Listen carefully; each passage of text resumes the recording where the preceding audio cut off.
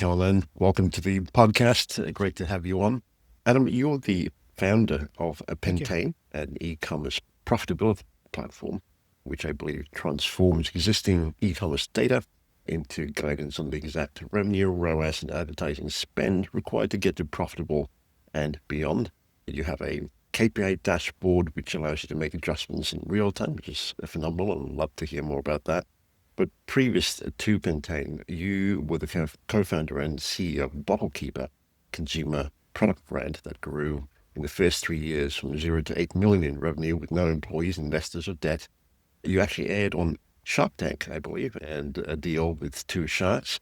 But the company was acquired in 2021 by Windpoint Partners with an 8-figure revenue exit and I also believe you had something like 40 plus patents during that exit. That itself is quite incredible. I'm curious, Adam, with the start of Pentane, looking back on your journey, was there a particular incident or event that triggered this journey into creating the platform? Yeah, Pentane as a system comes entirely from experience building and operating Mm. Bottlekeeper. The development of Pentane was completely organic in that I post acquisition helped two specific companies that my wife and I had invested in, and realized that they suffered from lack of data and clarity as to how to operate the business, the result of which is they honestly had no Mm. idea how to make money. And that's a normal problem in an early stage, sub 20 million revenue company. But when you get that data, which we built internally at Bottlekeeper to solve our own problems, you gain the necessary clarity to operate the business with intention and accomplish profitability goals with intention, which is a pretty amazing position to get to as an early stage brand where we have a tendency to rely a lot more on hope and faith. For B2B brands, in a little bit of research that I was doing, this is a significant challenge. According to research, 82% of startups fail due to cash flow problems and poor financial management. Only 40% of funded startups actually reach profitability.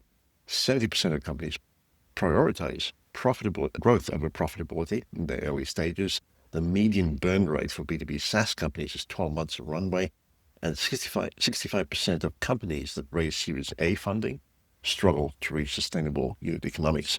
Quite the problem. I'm curious, given your journey to date, what would you say is your personal area of growth? Sorry, strength.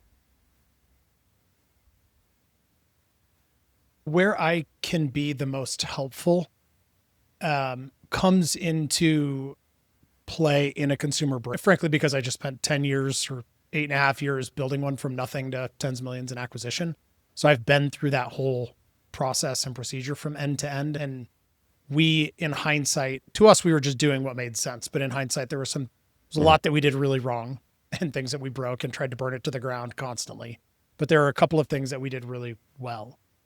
And a big part of that success and outcome was driven by our ability to write math and create structure and process within the business so that we weren't operating the business blind.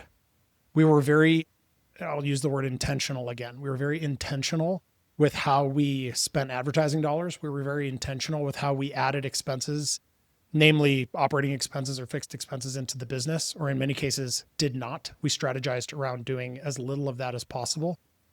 And so if you then take a step back and look at that question and differentiate a B2B brand like Pentane is a B2B brand versus a D2C brand or a B2C brand like Bottlekeeper, the marginal structures in those two companies are entirely different, because in a software product, your cost of goods is largely driven by development, which is not nothing, but relative to revenues, they are quite different than the gross margins in a consumer product, where, a really strong gross margin in a consumer product company is 80%, 75, 80%. And then you have to ship the product. You have to pay credit card fees on the product. You have to advertise the product. There's all these other expenses that go into that. In In B2B SaaS, you have to spend more time building out pipelines, and LTV becomes a much more critical component and metric. In D2C, which is where our existing clients live, which, going back to your question, like, where's my superpower? It's in being able to help them navigate those waters and answer questions that are really difficult to answer. And in many cases, just due to lack of experience, they don't know the questions to ask. So that's where I'm spending the entirety of my time outside of also being. I'd like to have you elaborate, if you will, on that last point by asking you this question. In that area of strength, what is something that businesses don't know but should?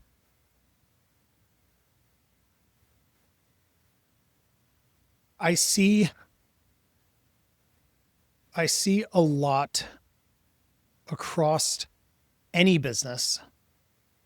With the focus on consumer right now, it's primarily in consumer, but I also have friends operating B2B SaaS and all sorts of other types of businesses that tend to have the same problem. And that is that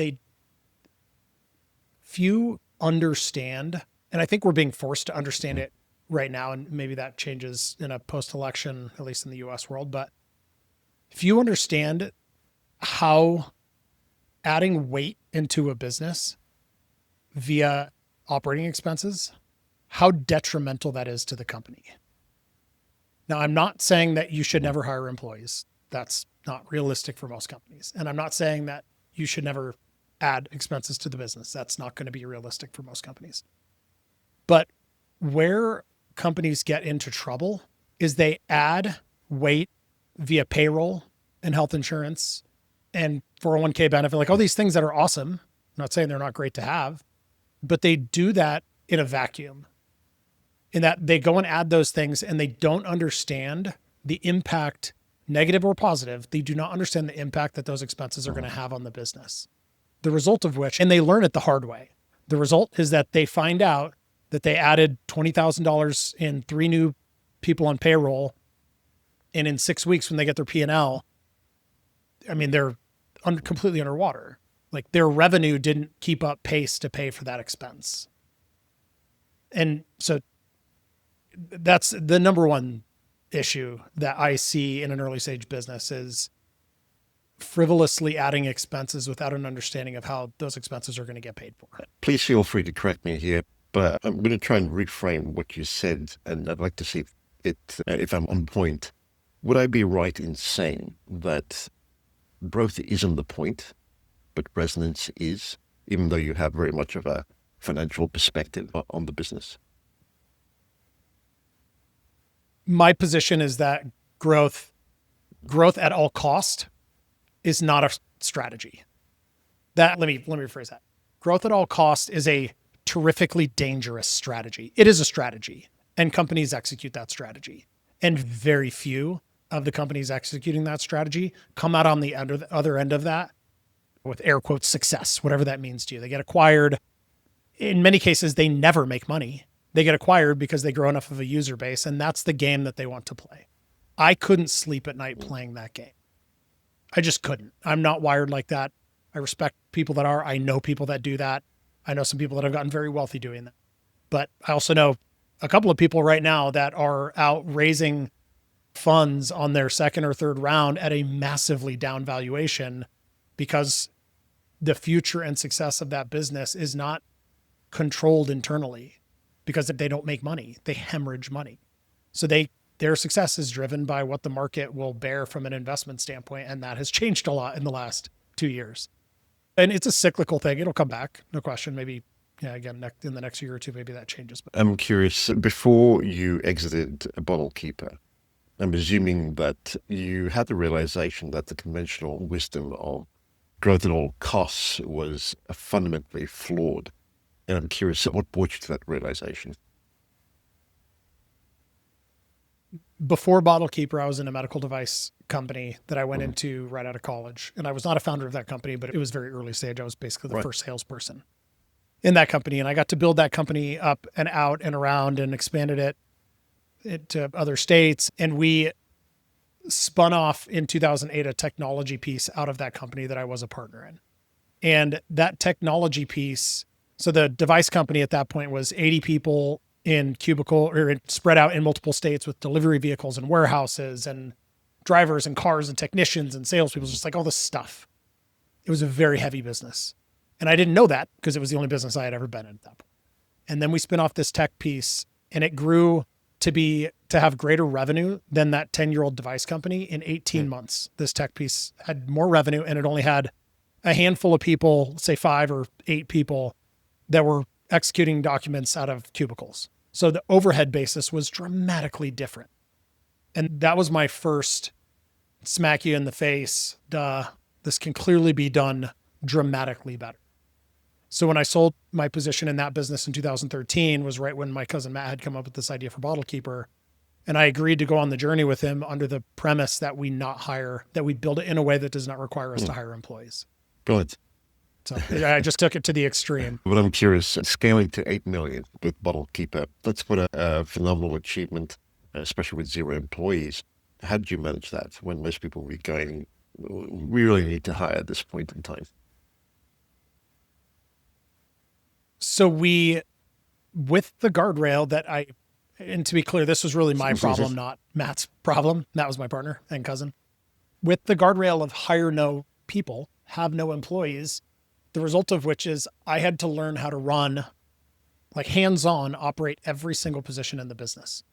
With the exception of, we created this wall in the business where I was responsible, my cousin Matt was responsible for everything on the back end. So that was our manufacturing and our inventories and the financial stuff, bookkeeping and financials, shipping and fulfillment. And I was responsible for everything on the front end.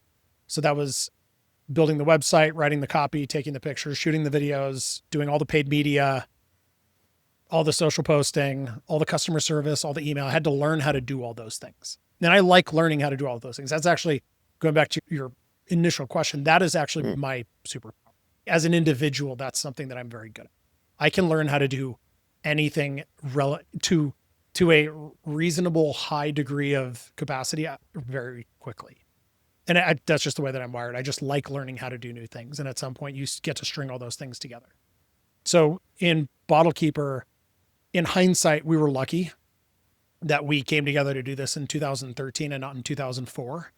Because in 2013, you could get all these platforms like WordPress and WooCommerce or Shopify and Klaviyo, like all these platforms you could get to talk to each other, which allows for you to create automation in a place that would have historically required a person. In 2004, that was not the case. So there's a timing function there. I think my position is that luck you really only see in hindsight, and it generally revolves around timing.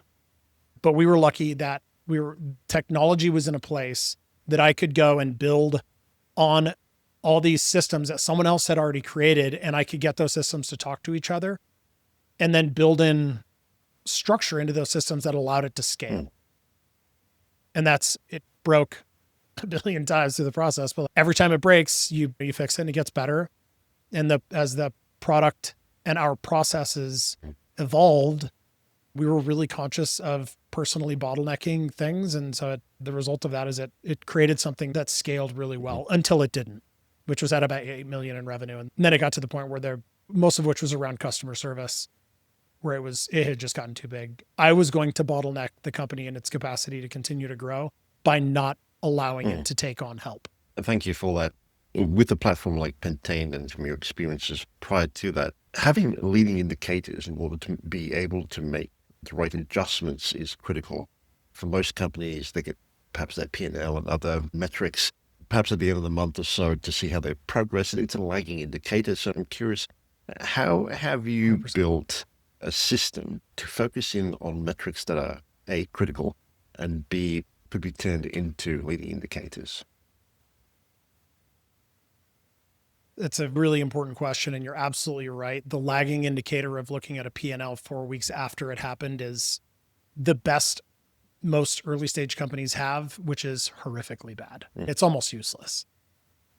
So in Pentane, which again is the framework for Pentane, the backbone of Pentane is built on math that we wrote at Bottle Keeper to answer questions and give us some real-time visibility into what was happening in the company so we could see when things were going off the rails, or we could see when to double or triple down on something. We knew when to do that. We knew how to pull those levers. So in Pentane, I talk about it. I have a 3-year-old son, so I talk about everything in the context of rocket ships. So if you're the captain of a rocket ship, you have a mission objective. You have to set that objective. We say the objective is we're going to go to the moon. We need to deliver payload to the moon for the new moon base. When you get into your rocket ship and you sit down in your captain's chair and you look up, you see a series of screens that are it's basically your command center.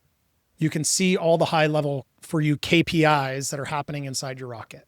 You don't need to go super down into the depths. You can do that with diagnostics, but you get to see the high level KPIs, the things that are happening in real time. So Pentane creates that.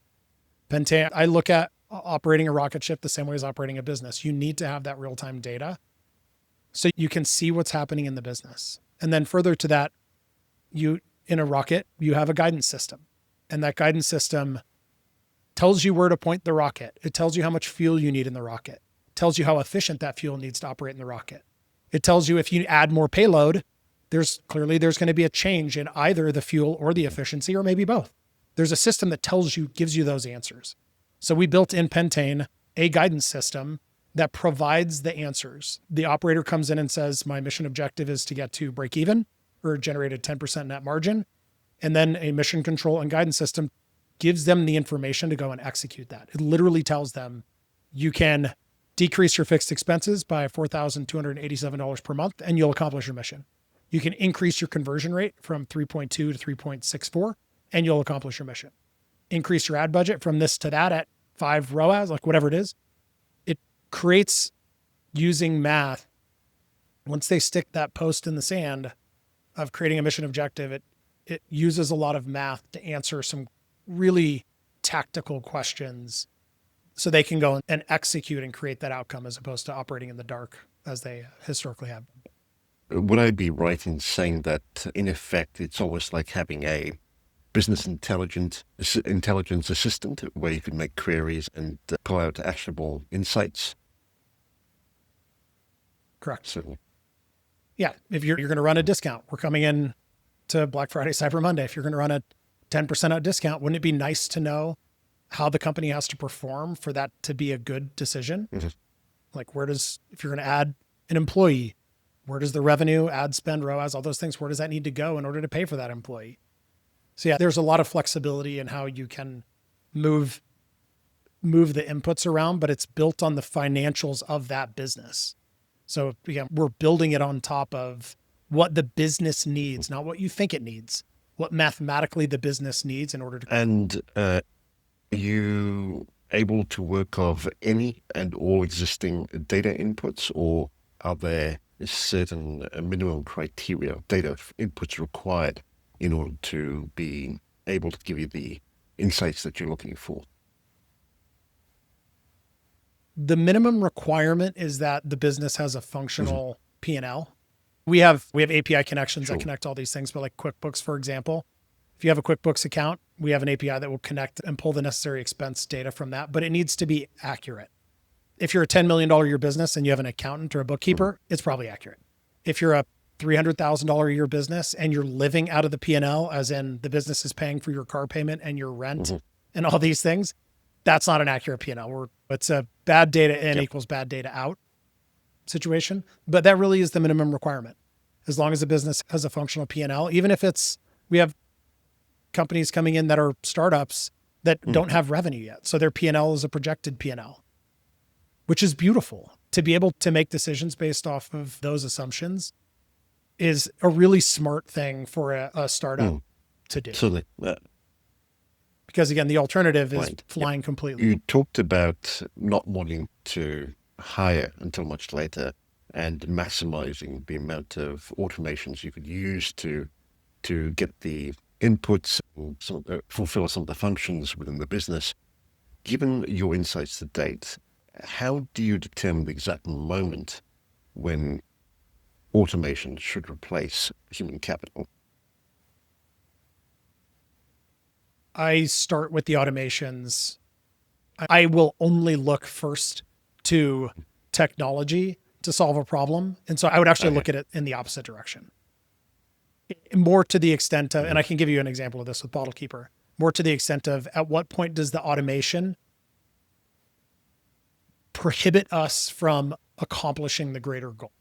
So as an example with Bottle Keeper, because of the no employee thing, we said no to retail distribution from 2013 until 2018, because I knew that getting into retail distribution was going to require us to hire a person. So we just said no to it. The result of which is we amassed a significant wait list of retail brands and companies who wanted to sell Bottle Keeper. By the time we went into retail, we had over 5,000 stores on a wait list.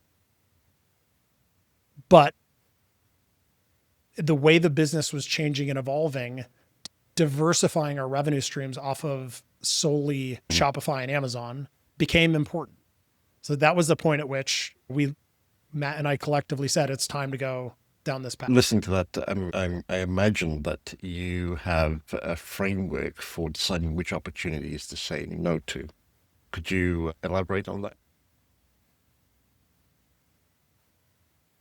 Yeah. So again, in Bottle Keeper, the what to say no to was the first hurdle was, is it going to require us to hire a person? And if the answer to that is yes, then it was an automatic no.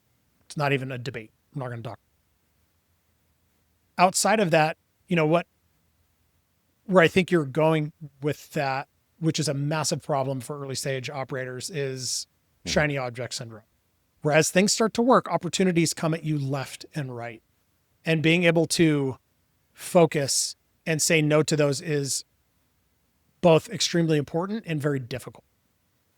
So for me now, I look at my own primary objective within the company, and I remain laser focused on it. And I just say no to anything that doesn't directly positively impact that objective. Okay. Would you say that you have a yearly objective and kind of stick to that? Or is it just an overarching growth objective or revenue objective that you're chasing after?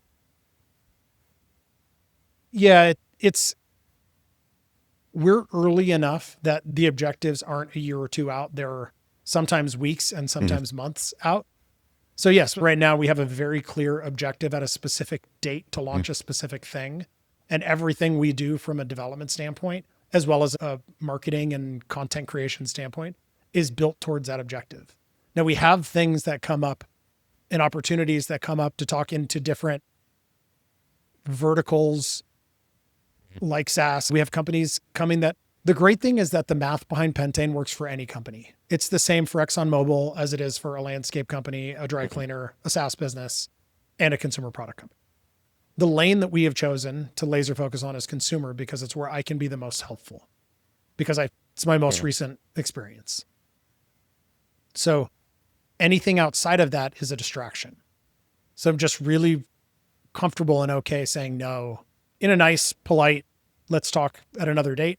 But I've gotten really good over the decades of operating at saying no. I'd love to explore the marketing side of things, but before we do, I'm also curious about how you maintain quality control and customer satisfaction with automation. Because at times with the evolution of technology and things of that nature, there is the chance that things could break. So how do you maintain overall perspective on ensuring that everything is working as it should without disrupting quality control and the customer satisfaction? Are critical. We created, again, looking at Bottle Keeper as a good example of that, because it was a customer service heavy business. It was a consumer brand. We created incredible feedback loops that allowed for us to get constant and continuous insight into how the systems were working, which allowed us to evolve those systems dramatically. We were a customer first. I know that's a very cliche thing to say, but we were a customer first company. We wanted every single person that interacted with our brand to leave that experience going, oh my gosh, I cannot believe that just happened. Holy hell, that was incredible. And in many cases, you get the opportunity to convert people to that thinking when something breaks, when something doesn't go the way that it's supposed to. You get to a disaster, of missing a shipment, having a warehouse issue. Those actually become pretty incredible opportunities to show people that your customers that you care and that you care deeply. So we just built every single time a customer got touched with something through our system, there was a feedback loop to try to get insight as to how that particular system was working. When you say you wanted them to experience something like a wow factor with every touch point, what does that look like? It starts at when they see your ad, right? The first time they experience your product and brand, it starts there, and it has to continue through the very end of the experience, which when that box, it's even beyond that, when the box shows up in the mail, what happens after that? And a lot of that is communication. I think brands as a whole have gotten better at this, as Amazon has made these things all very tricky, but with how you communicate to a customer, being extremely personal and personable and being human is absolutely critical. Because we've all bought things online and received the emails that are clearly template emails. And is this actually you know what that feels like. We all know what that feels like. It doesn't feel bad, but it sure as hell doesn't feel good. And so every single thing was personal. The way that we interacted with them on social media with responding and, in our playful tone, because it was a beer brand, like we got to be really fun. It was a sarcastic, snarky brand. So we got to have an incredible amount of fun. And that was built into from the first touch point of when they would see an ad, and then they'd go and look at the comments and see these amazing back and forths between just people being obnoxious on Facebook and our brand, to getting to the website and seeing that continue through to the website, and then purchasing a product and having the post-purchase email flows and follow-ups follow along that extremely playful, personal, personable tone through receiving the product and everything that happened after that. Yep. It was a very cohesive, important part of Would I be right in saying that even today, mapping out the customer journey, the touch points, and crafting the narratives, the kinds of narratives that you would like to be experienced and told, is a key part of your everyday business functions? Yeah, absolutely. Yeah. And I will admit that because I'm, as the operator and just the way that I operate, I'm so intimately involved in every single one of those pieces in the first early stage of the business. I don't formally go through, I would have to do this if we were doing it after the fact. If we wanted to go back and enhance something, I think it makes an incredible amount of sense to build a structure like that you just described. I like to go in and build things, see how people respond to them, and you just iterate them and tweak them and tweak them and tweak them. And over time, even those tweaks may feel small, they add up and they compound, and you will look back and get to a place where, wow, this thing really evolved into something that you can't see on a day-over-day basis. And that to me is really the part that I really enjoy about operating early stage stuff. I'd imagine with a platform like Pentane, there is a certain amount of education required to perhaps get potential customers to realize that things could be done in a different way. What does your mapping look like in terms of not just providing the education, but also getting them to get in contact with you so that you can take them further on the journey to a point where perhaps Pentane becomes the go-to solution of choice? Yeah. Yeah. If you want to talk about evolution, that's a great setup to massive evolution. Pentane as a company is not very old.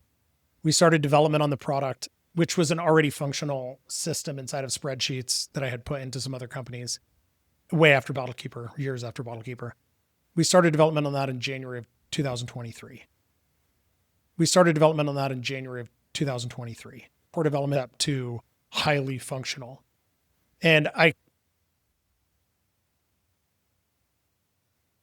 can tell you that we are not yet too highly functional. We are evolving. We're very close to that. We expect to be there in the next 2 months.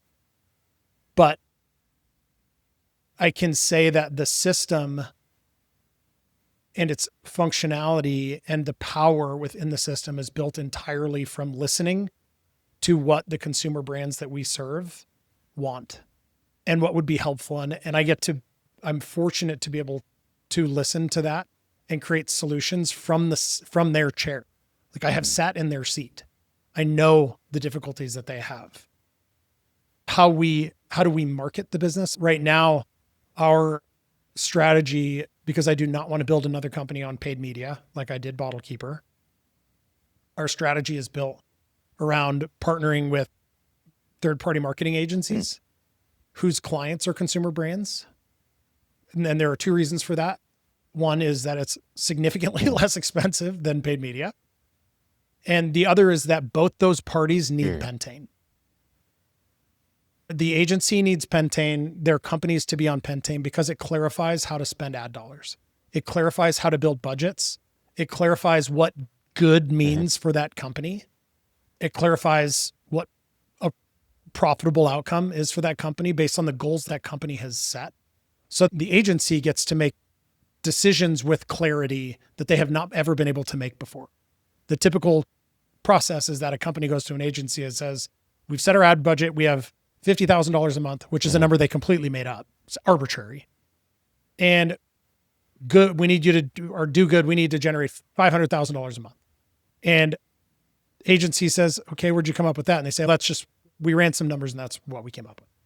And that is a system that is completely set up for failure because the agency is not going to go and crush a 10x return on ad spend. And success to the company is not defined. It's completely undefined. So Pentane solves that at a base level, solves that for both those parties, Right. which is, again, our client is ultimately the consumer brand. But the agency wants the client to be on the system because it helps them do their jobs dramatically better. So partnerships are a key part of your growth process at the moment. Would you say that you're not making as much of an investment into content as such in order to provide education for a particular niche, whether it be agencies or the D2C brands that you're hoping will come onto the platform? Okay. We're just starting to. The call that I had before this was with an agency talking about content. So yeah, a big part of it is through the learnings of the last year and working with both agencies and their clients who are now our clients and learning how the system, how Pentane needed to evolve, which was something I did very specifically. I built the system in a way that was highly functional, but not sexy and not flashy and not graphical and not super user-friendly. I wanted it to first work because you can make it pretty later. It's much more difficult to make something pretty first and then figure out how to make it work later. So that's what we did. So we created something that was highly functional and answers really important questions and creates real-time clarity into what's happening in the business, but it was ugly and it was clunky and it was not super user-friendly. So we're at the tail end of a full UX UI redesign that will launch in the next 2 weeks, 3 weeks. That is the first big step towards needing to have content, the type of content that you're referring to. You're obviously investing in your own personal brand that would assume associated with the company as well. Aside from doing podcasts and sharing your story, is there another perspective to how you're building out your brand and in turn, Pentane? Yeah, I've gone through a cycle on LinkedIn with posting content. Again, if my stick in the sand is that my next chapter of life is built around helping other early stage operators. Period. That's it. Pentane is a tool, a system to help do that at scale. Because although I really enjoy getting my hands dirty and like digging into a company, I can't do that for more than 2 or 3 companies at a time. And although, again, I personally enjoy doing that, doesn't scale. So Pentane is a big piece of that. On the other hand of that, using platforms like LinkedIn to share how-to content and war stories and frankly, talk a lot about the hard things in startups and not just the flashy highlights. I have spent some time doing that. I was using an agency to help with that for a while, and that was good, but it was still outrageously time consuming, so I stopped doing it. I do write for Inc. magazine. I wrote for Entrepreneur for a long time, so I have a lot of content, how-to content out. I'm just now focusing a lot of that writing around this sort of tactical profitability problem because I very deeply believe, having lived it, that operating a profitable business solves so many both professional and personal issues. And that the need to go and constantly fundraise is a really mentally draining and challenging way to operate a business. And for many people do it and do it successfully. And I have deep respect for that. But if you can do that on the back of also being profitable, I promise. At times, a company might go through a bit of a growth spurt or want to scale up. Pricing is often an issue that most companies struggle to get their heads around. And I'm curious if you've got a bit of a framework or a set of principles that you would recommend in order to address this pricing issue, yet allow for scale. Yeah. This is probably true across any business, but at least in a consumer world. And we were guilty of this at BottleKeeper, completely guilty of this. We have a tendency to pretty dramatically underprice our products because at the beginning, at least, because we have there's a big emotional component to that decision, and it's not typically a mathematical one. So it is a lot easier to lower your prices through various ways than it is to increase your prices to an existing customer base. So my position, again, looking specifically at consumer, is price it higher than you think you can get and let the math tell you otherwise. But again, much of that is also, if we look from a financial standpoint, needs to be built around gross margins and how the business is structured. If you're, as an example, if you want to sell a hat, you're a hat company, and that hat you want to sell for $20, and the hat costs you $5 to make, you have a 75% gross margin, which is, for a normal business, is a strong gross margin. The problem is you're not going to acquire a customer for $15. You're not going to cost $5. It's going to cost $7 to pick, pack, and ship.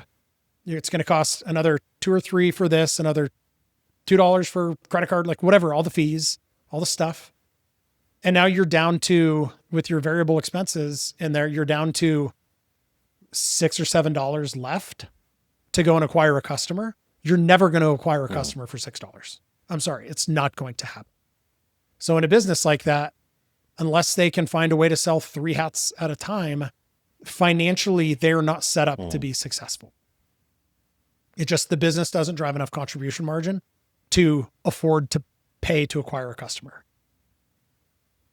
To the contrary, if you have a product and it's a $100 product and you have a 75% gross margin, great.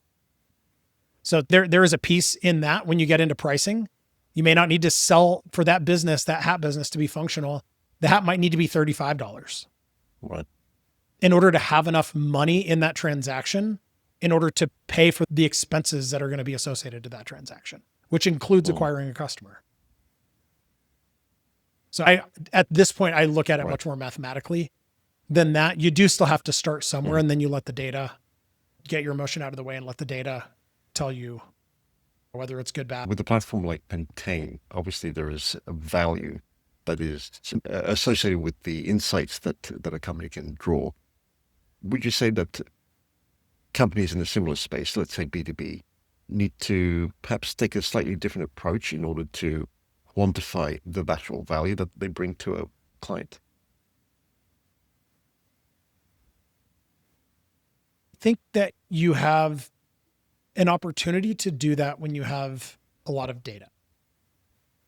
Look, like at the beginning of any company, most of the founder's job is sales. Like, it is your job to go and sell. And what the basis for which you are selling your, in this case, B2B SaaS or whatever it is, product on, you have to create. We are selling Pentane as a product based on the success that we've had operating a consumer business from 0 to tens of millions in an exit profitably. How do we create pricing? We've been through a couple different versions of it. We've taken feedback and adjusted it. I'm probably being guilty of the exact challenge that I just described in underpricing a product because of an emotional response, because I think Pentane is underpriced. At BottleKeeper, I would have paid incredible amounts of money to have access to Pentane. Instead, we had these massive, insane spreadsheets that we had to manually update every single day. And they were critically important to how we operated the business, but we had to update 27 cells in a spreadsheet every single day in order to create the visual that we needed. We tried to build that on NetSuite. It was a disaster. We tried to build it on Salesforce and Datorama, total disaster. Always went back to spreadsheets. So to have a fully end-to-end automated system that also answers a bunch of questions that I could never figure out when at BottleKeeper because I didn't have the mental space to figure the math out, I would have paid incredible amounts of money to have. But I want to help as many companies as I can. So it needs to be priced in a way that a company comes into it. And this is the response that we're largely getting is, oh yeah, great, whatever. The price will go up over time as we continue to launch and do stuff. And we'll lock existing customers into a price. So there's not some surprise at a much later date, which I always hated at BottleKeeper.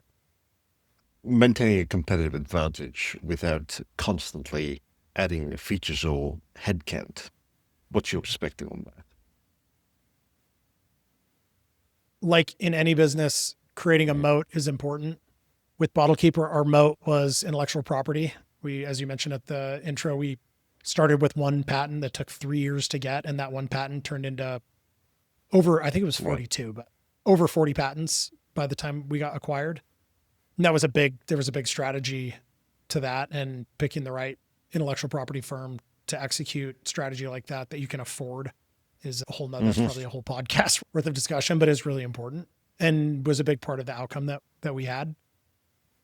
In a company like Pentane, we have opportunities for intellectual property. I don't honestly I will likely do some of it because I think it's smart to do, but I don't want to do that game again. I think that the bigger forward-looking concern in a software company, which is not a secret at this point at all, comes from AI. I can code as a non-developer.